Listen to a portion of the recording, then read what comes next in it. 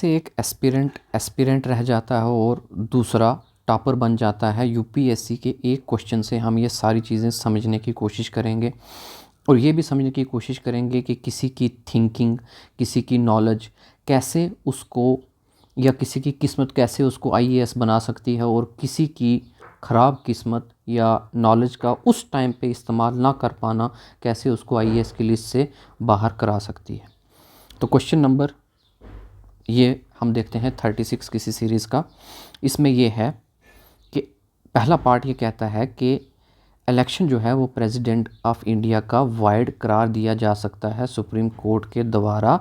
जब वो वाइड करार दे दिया गया तो जो भी उसने एक्ट पास किए होंगे वो सारे के सारे इनवैलिड हो जाएंगे। तो ये क्वेश्चन है बुक का, मतलब ये पार्ट जो है ये किसका है, बुक का पार्ट है। तो बुक में से हम ये सीधा ये जवाब निकाल सकते हैं। लक्ष्मीकांत के अंदर लिखा हुआ है, हमें पता है कि उसके जो एक्ट्स हैं वो इनवैलिड नहीं होते। तो ये स्टेटमेंट तो बुक से है, सीधा हम कह सकते हैं कि इनवैलिड नहीं होते, क्योंकि इस ऑप्शन ने कहा है इनवैलिड होते हैं, तो इसलिए ये ऑप्शन हो गया गलत। अब दूसरा ऑप्शन जो है इसको बाद में देखते हैं, पहले तीसरा देख लेते हैं।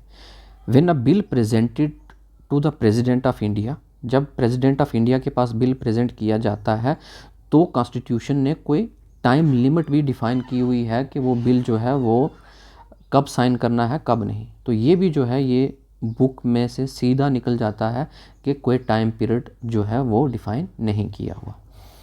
अब आती है बात ऑप्शन नंबर 2 की।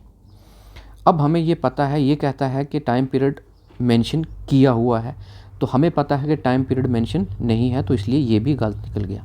तो 2 पार्ट गलत निकल गए, इतना हमें पता है। अब तीसरे का क्या करें, मतलब हमें ये पता चल गया how many above statements are correct. अब ओनली 1, ओनली 2, हमें तो पता है 2 गलत हैं, तो सही कितनी बची, सिर्फ ओनली 1। ठीक है, तो ओनली 1 को हम लगा सकते हैं, या फिर ऑल 3। तो ऑल 3 का हमें पता है कि नहीं हो सकती, क्योंकि 2 तो गलत निकल गई है, तो इसलिए ये हो गया एलिमिनेट। अब ओनली 2, अब ओनली 2 भी नहीं हो सकती, क्योंकि पहली भी गलत है और तीसरा भी गलत है। तो बचा ही क्या फिर, बचा क्या, ये। तो ये भी अगर, अब देखो पहला और दूसरा गलत है, तो 3 के 3 या तो आप गलत हो सकते हैं या एक ही सही हो सकता है। तो ओनली 1, ये जो तीसरा ऑप्शन है, या तो ये सही हो सकता है या नहीं हो सकता। तो अगर सिर्फ यही सही है तो इसी के ऊपर जो है ये क्वेश्चन डिपेंड करता है कि ये क्या सही है या नहीं है। तो अब देखते हैं ये सही है, ये निकालें कहाँ से। बुक से तो ये सीधा सीधा निकलने वाला नहीं, मगर बुक में एक जगह ये लिखा हुआ है कि अगर सुप्रीम कोर्ट में हम इस बेसिस पे केस नहीं कर सकते, ये नहीं कह सकते कि प्रेसिडेंट का इलेक्शन जो है उसको चैलेंज नहीं किया जा सकता, इस बेसिस पे कि इलेक्टोरल कॉलेज जो था वो इनकम्प्लीट था। तो मतलब अगर इलेक्टोरल कॉलेज इनकम्प्लीट था तो इस बेसिस पे हम सुप्रीम कोर्ट में चैलेंज नहीं कर सकते प्रेसिडेंट के इलेक्शन को। तो इलेक्टोरल कॉलेज क्या हुआ, वही जो प्रेसिडेंट में बताया गया है कि लेजिस्लेटिव असेंबलीज जो हैं वो स्टेट की उसमें रोल प्ले करती हैं, और भी जो है सारे के सारा इलेक्टोरल कॉलेज जो है वो बुक में डिफाइन है। तो अगर वैकेंसी इलेक्टोरल कॉलेज में है उसके बेसिस पे सुप्रीम कोर्ट में चैलेंज नहीं किया जा सकता, तो इससे हम ये कह सकते हैं कि अगर कोई लेजिस्लेटिव असेंबली अगर नहीं भी बनी तो इसका मतलब है तब भी जो है इलेक्शन कंडक्ट किया जा सकता है। और ये कहता है कि डिले, तो हमने कहा ये वाला भी गलत है। तो एक बच्चे ने, फर्स्ट बच्चे ने इसको गलत मान लिया, किसके बेसिस पे, बुक से थोड़ा सा अपनी थिंकिंग के बेसिस पे। अब सिर्फ क्या यही तरीका था, नहीं, एक दूसरा तरीका भी है। एक दूसरा बच्चा जो है उसने एक और पॉइंट पढ़ा हुआ है बुक में, उसने ये पढ़ा हुआ है कि प्रेसिडेंट का इलेक्शन जो है वो 6 महीने के अंदर होना ही होना चाहिए।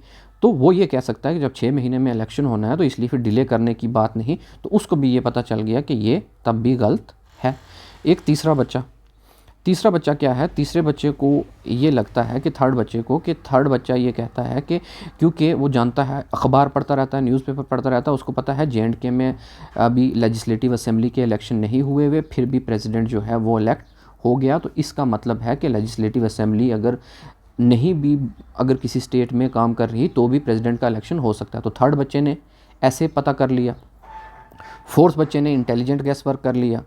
और फिफ्थ बच्चे ने भी इंटेलिजेंट गैस वर्क कर लिया, और फोर्थ बच्चे को भी पहले और तीसरे का क्लियर था, फिफ्थ को भी पहले और तीसरे का क्लियर था, मगर एक ने जो गैस किया उससे उसको मार्क्स मिल गए, और इस ने गैस किया और इससे इसके मार्क्स कट गए। ये हो गया लिस्ट से बाहर और ये आ गया लिस्ट के अंदर। तो मतलब पहले, दूसरे, तीसरे ने अपनी अपनी सोच से क्वेश्चन को सही किया, फोर्थ ने गेस किया मगर उसका भी सही हो गया, तो ये चार के चार एक ही कगार पे आ गए। ये थिंकिंग की वजह से वहाँ है, ये भी थिंकिंग की वजह से वहाँ है, ये भी थिंकिंग की वजह से वहाँ है, और ये जस्ट थिंकिंग और गेस की वजह से वहाँ पे है। और फिफ्थ जो है वो लिस्ट से बाहर होता हुआ जा रहा है, नेगेटिव मार्किंग की तरफ जा रहा है।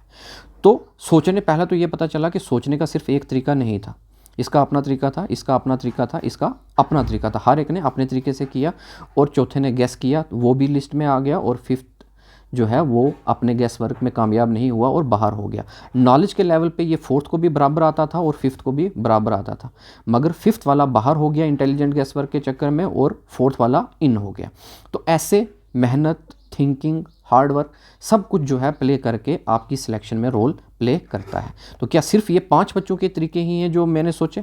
नहीं, एक 6वां तरीका भी हो सकता है।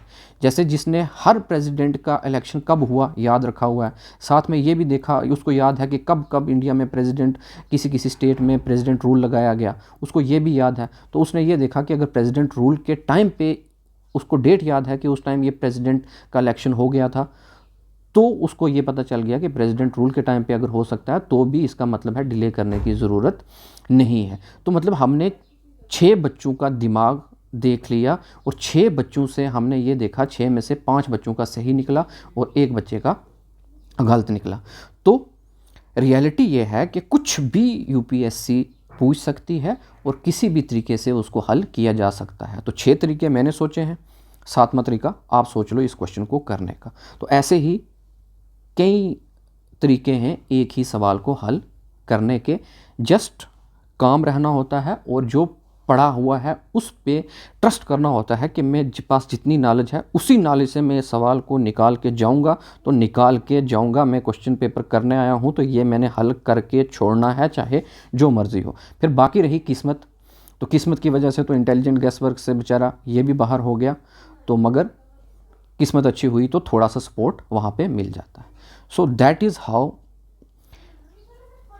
किस्मत, मेहनत सब जो है वो अपना रोल प्ले करते हैं, वो हमने इस टॉपिक को समझते हुए देखा। तो बाकी मैं कोई सब्जेक्ट एक्सपर्ट नहीं हूँ, इसलिए मेरी कोई भी बात यहाँ पे मानने की ज़रूरत नहीं। मैं जस्ट अपनी थिंकिंग आपसे शेयर कर रहा था कि ऐसा ऐसा सोचा जा सकता है।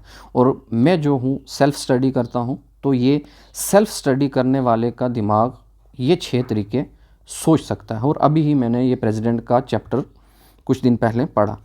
तो रियलिटी ये है कि nothing is impossible, but it is more important to think than to just cream.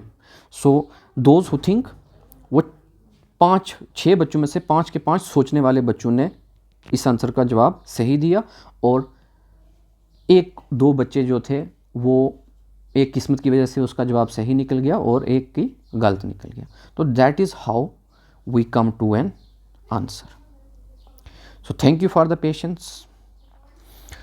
अगर खुशी बनी रही और सब कुछ सही चलता रहा तो मिलते रहेंगे अगली वीडियोज़ में। तब तक के लिए शुक्रिया।